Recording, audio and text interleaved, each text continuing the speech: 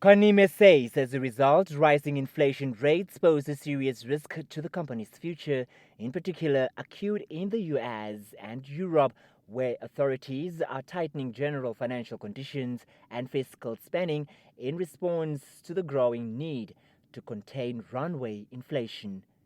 In the case of China, he says this has been aggravated by its zero tolerance policy for COVID 19, which has seen continued lockdowns.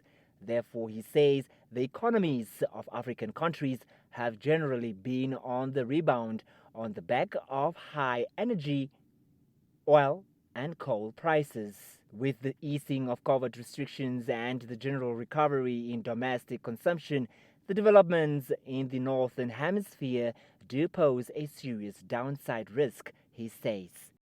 This does not augur well for the developing world because it essentially means reduced demand for our exports, especially by the developed economies. It also means declined earnings, strained capacity for imports, slackening industrial production, decreasing disposable incomes, and specifically for us as a logistics sector, the reduction of business activity, and unfortunately a real threat or a possible threat to our sustainability.